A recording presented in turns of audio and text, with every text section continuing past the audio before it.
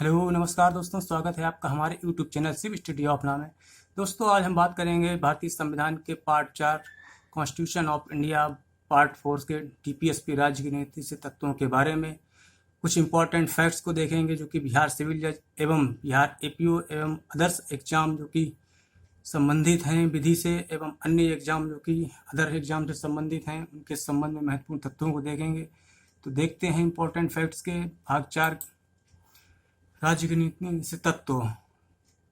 Directive principle of state policy अनुच्छेद 36 से 51 तक में प्रावधान है। राज्य के नीति निश्चित तत्वों को संविधान के भाग 4 में अनुच्छेद 36 से 51 तक में उल्लेखित किया गया है।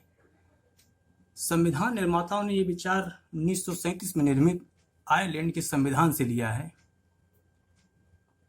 डॉक्टर भीमराव अम्बेडकर ने इन तत्वों को विशेषता वाला बताया है। ग्रेनविल अस्टील ने डीपीएसपी को और अधिकारों को संविधान की मूल आत्मा कहा है। संविधान सभा के संवैधानिक सलाहकार सर बी.एन. राव ने अधिकारों को 2 श्रेणियों में रखा था, जो कि नियोजित एवं गैर नियोजित। इसे प्रारूप समिति ने स्वीकार किया और नियोजित अधिकारों को भाग 3 में उल्लेखित किया, और जो कि गैर नियोजित अधिकार थे उनको भाग 4 में उल्लेखित किया। गैर नियोजित अधिकारों को न्यायालय में परिवर्तनीय विचारधारा का नहीं बनाया गया है, जो कि परिवर्तनीय विचारधारा के थे उनको भाग 3 में उल्लेखित कर दिया गया है।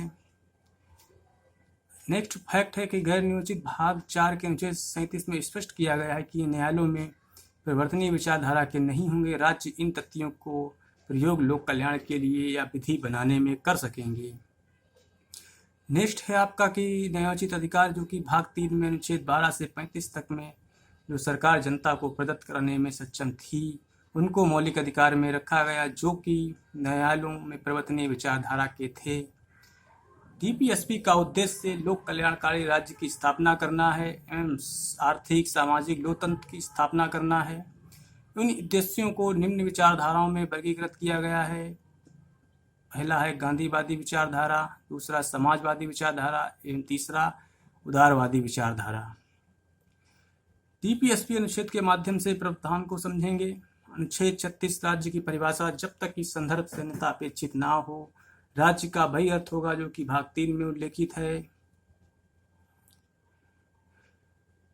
अनुच्छेद 37 प्रावधान करता है कि अंतर्विश्व उपबंधों के किसी भी न्यायालय में परिवर्तनीय नहीं होंगे, किंतु राज्य इन उपबंधों का प्रयोग विधि बनाने में कर सकेगा।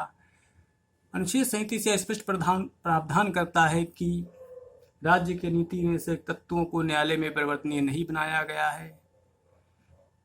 राज्य इनका उपयोग सिर्फ लोक कल्याण के लिए एवं विधि बनाने के लिए ही इनका प्रयोग कर सकेंगे। अनुच्छेद 38 है, राज्य लोक कल्याण के लिए सामाजिक व्यवस्था बनाएंगे, सामाजिक आर्थिक राजनीतिक न्याय एवं लोक कल्याण की व्यवस्था करेंगे।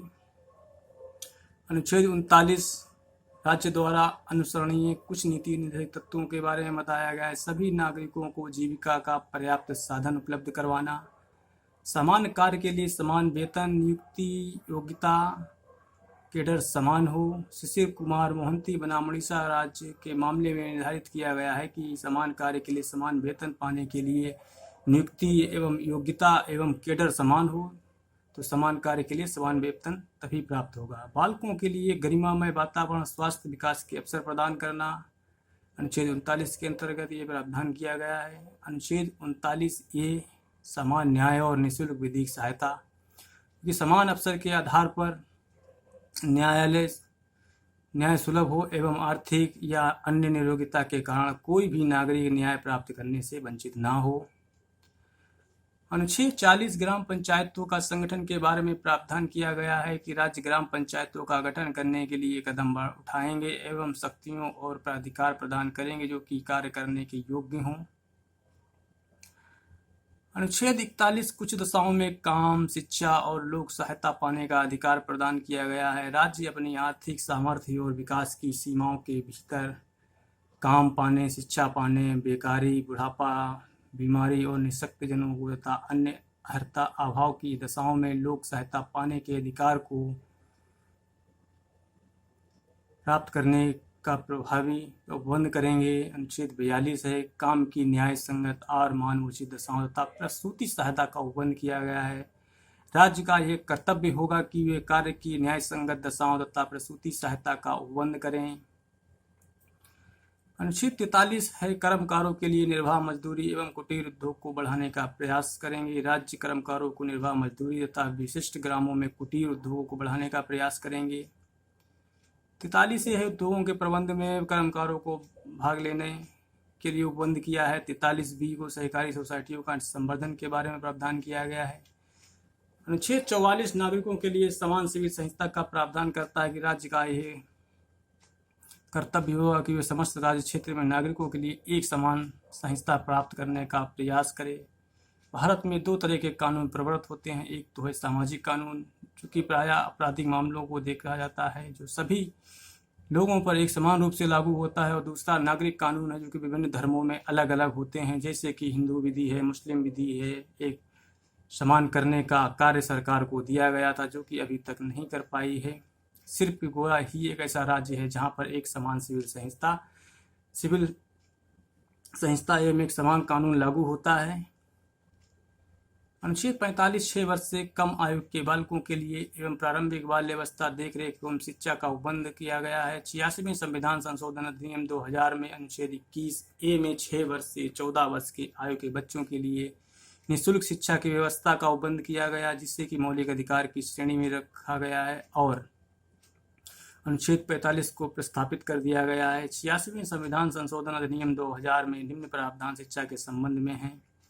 पहला कि मौलिक अधिकार आर्टिकल 21 से शिक्षा का अधिकार मौलिक कर्तव्य।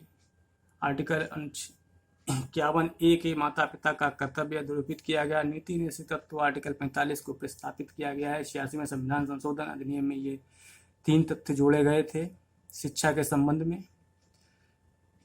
नेक्स्ट आपका है 46वां अनुच्छेद SC ST और अन्य दुर्लभ वर्गों के लिए शिक्षा और अर्थ संबंधी हितों की अभिवृद्धि करता है। अनुच्छेद 47 है कि मद्य निषेध, पोषाहार स्तर को एवं जीवन स्तर को एवं लोक स्वास्थ्य का सुधार करने का राज्य का कर्तव्य होगा। अनुच्छेद 47 मद्य निषेध शराब के ऊपर प्रतिबंध लगाने का भी प्रावधान करती है, जो कि सिर्फ बिहार राज्य में अभी तक शराब पर प्रतिबंध लगाया गया है। अन्य राज्य अपने हिसाब से इसको परिवर्तित कर सकते हैं। अनुच्छेद 48 कृषि और पशुपालन का संगठन राज्य के कृषि पशुपालन को आधुनिक और वैधानिक रीति से संगठित करने का प्रयास करेगा। सुचारू, दुधारू और वाहक पशुओं एवं उनके वध का प्रतिषेध करने के लिए कदम उठाएंगे। 48 है पर्यावरण का संरक्षण तथा संवर्धन तथा वन्य जीवों की रक्षा। राज्य देश के पर्यावरण के संरक्षण तथा संवर्धन का और वन तथा वन्य जीवों की रक्षा करने का प्रयास करेंगे। पर्यावरण संरक्षण संबंधी प्रावधान मौलिक कर्तव्यों में दिए गए हैं, जो कि अनुच्छेद 51 के 7 में प्रावधानित हैं। तो अनुच्छेद 4A अनुच्छेद 4 दोनों में पर्यावरण संबंधी प्रावधानों का उल्लेख किया गया है। अनुच्छेद 49 राष्ट्रीय महत्व के स्मारकों, स्थानों और वस्तुओं का संरक्षण के संबंध में प्रावधान किया गया। संसद द्वारा बनाई गई विधि या उसके अधीन राष्ट्रीय महत्व वाले घोषित किए गए कलात्मक या ऐतिहासिक अभिरुचि वाले प्रत्येक स्मारक या स्थान या वस्तु यथास्थित लुंठन, विरूपण, विनाश, अपसारण, बैनन या निर्वासन से संरक्षण करना राज्य की बाध्यता होगी।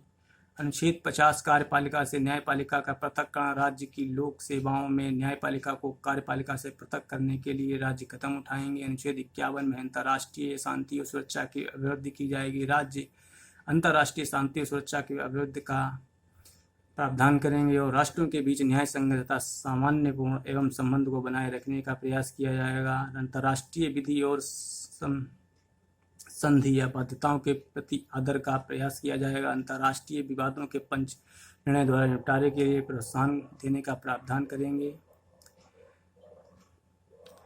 महत्वपूर्ण संविधान संशोधन है। 42वें संविधान संशोधन 1976 से DPSP में जोड़े गए 4 प्रमुख तत्व थे कि आर्टिकल 39 बच्चों के स्वास्थ्य विकास के लिए अवसरों में सुरक्षित व्यवस्था करना है। आर्टिकल 39 से समान न्याय को बढ़ावा देना और गरीबों को निःशुल्क विधिक सहायता उपलब्ध कराना। 43A को जोड़ा गया है उपबंधों के प्रबंध में कर्मकारों को भाग लेना और 48A पर्यावरण संरक्षण संबंधन का उपबंध किया गया है। 57वां संविधान संशोधन अधिनियम में आर्टिकल 43B सहकारी सोसाइटियों के संबंधन के बारे में जोड़ा गया। 44वें संविधान संशोधन 1978 में आर्टिकल आय प्रतिष्ठा एवं सुविधाओं में अवसरों में असमानता को समाप्त करें। 73वें संविधान संशोधन 1993 में ग्राम पंचायतों को अनिवार्य किया गया। अनुच्छेद 40 के अंतर्गत 86वें संविधान संशोधन में भाग 4 आर्टिकल 45 को प्रस्तावित किया गया। भाग 3 में आर्टिकल 21 को जोड़ा गया। भाग 4 में आर्टिकल 19(1)(a) को जोड़ा गया है। तीनों शिक्षा संबंधी प्रावधान 86वें संविधान संशोधन में किए गए हैं। महत्वपूर्ण बात था केशवानंद भारती वर्सेस केरला राज्य 1970 के बाद में फंडामेंटल राइट को डीपीएस से उच्च माना गया और सरकार को फंडामेंटल राइट के हनन पर रोक लगाई गई। 42वें संविधान संशोधन 76 में इंदिरा गांधी के समय निर्णय किया गया कि डीपीएसपी श्रेष्ठ हैं और फंडामेंटल राइट को डीपीएसपी हेतु दबाया जा सकता है। मेरवा मिल्स बाद में 1980 में न्यायालय ने निर्धारित किया कि दोनों में कोई श्रेष्ठ नहीं है, क्योंकि दोनों का उद्देश्य लोक कल्याण को बढ़ावा देना है, लोक कल्याण के लिए कार्य करना है। दोनों एक दूसरे के प्रति पूरक हैं और दोनों ही समतुल्य हैं, दोनों का संतुलन माना गया है। तो दोस्तों, आज हमने डीपीएसपी के महत्वपूर्ण तथ्यों को देखा एवं अनुच्छेदों को समझा। अगले भाग में हम मूल अधिकार एवं नीति सत्यों में अंतर को समझेंगे। दोस्तों, यदि आपने अभी भी हमारे चैनल को सब्सक्राइब नहीं किया है तो कर लें। इसी तरह के इम्पोर्टेंट फैक्ट आपको प्रदान होते रहेंगे। तो दोस्तों, तब तक के लिए bye bye and take care. मिलते हैं नेक्स्ट वीडियो में।